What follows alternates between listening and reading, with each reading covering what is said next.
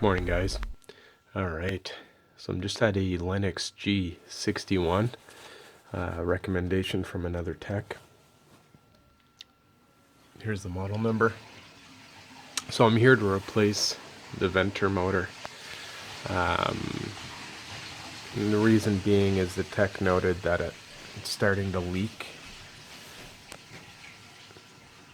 Okay, and if you look here, the seam is starting to leak. So I'm going to remove the inducer, replace it with a new one. A couple screws to look for those out there that are looking to replace this on their own. Another screw back there you got to take out. We got one down here and one right there. Remove those 4 screws. Transfer the limit over to your newer one and transfer the pressure switches onto the new one. So fairly easy fix, and let's get started.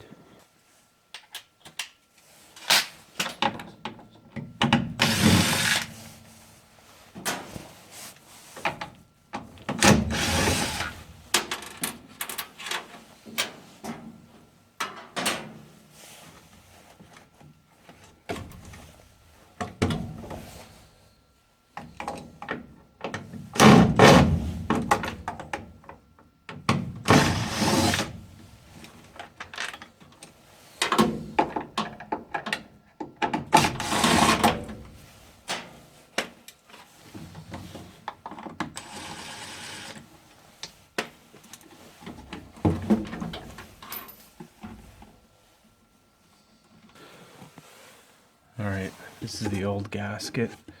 If it comes with a new one, make sure to replace that. There's the new gasket that comes with the instructions.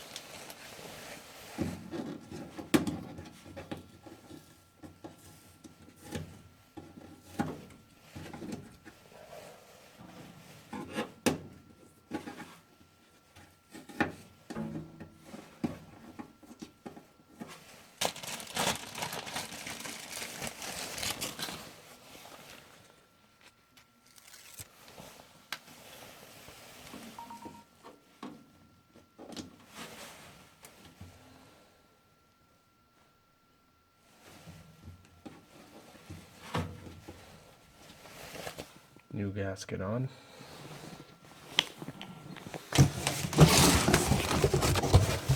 Here I got the new motor.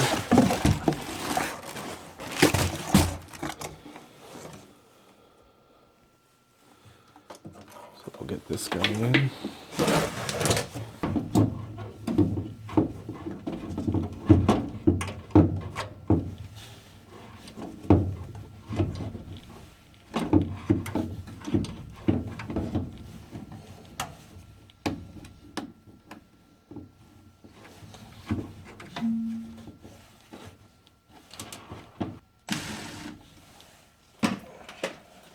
Make sure if you're using a drill not to over tighten, strip it. I usually just give it a quick little burst.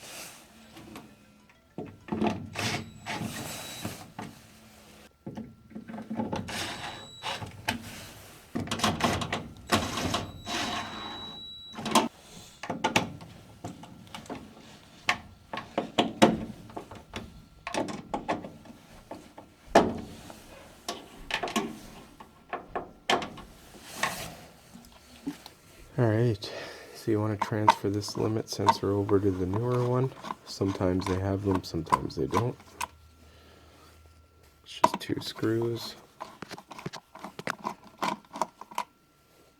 I don't know what causes these inducers to start. Well, I guess it's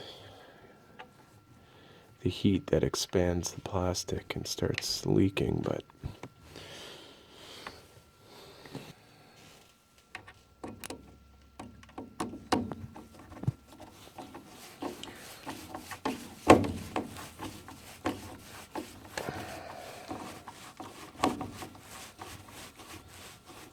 get that limit back in place.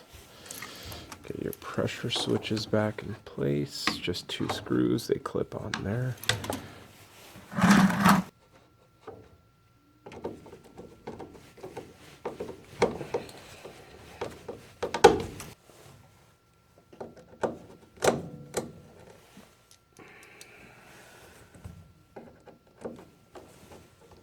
So fairly easy fix on these. Part number on this guy was a 57 M85.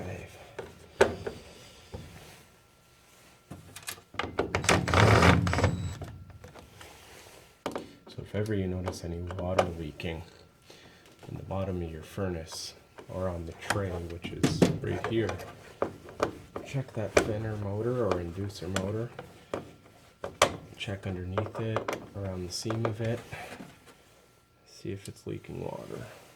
If it is, it's a really easy fix.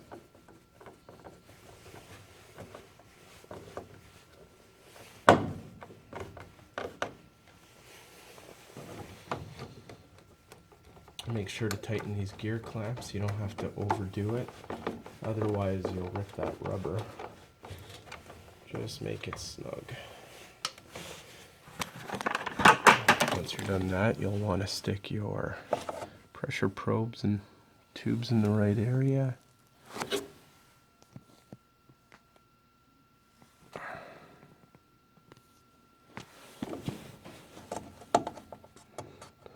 Red is negative, black is positive. Same thing on this side, red negative, black positive. And then I'm just going to connect my wires for my limit, which are blue.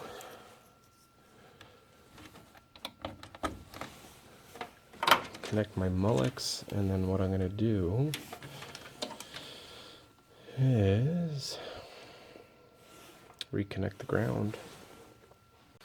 So all I'm going to do is run this ground wire into the junction box. Rather than running it down, which is a pain in the butt, I'm just going to put it here and tie it into our grounds. Alright, as you can see, I got it nice and snug on there. Ground's done. Going to reconnect my mullets and then fire this guy up and make sure it's secure. Alright guys, so we got the Vinner motor in, everything connected. Nice and sealed up. So that was it. I just wanted to make a video for anybody out there that if they start to see water or anything forming here, to check on this housing. And if you start to see the crust forming there, you know that the frame itself is coming apart and causing a water leak. So that's it for today, guys.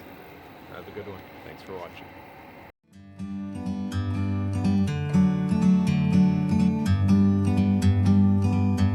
Like a bird on a tree, I'm just sitting here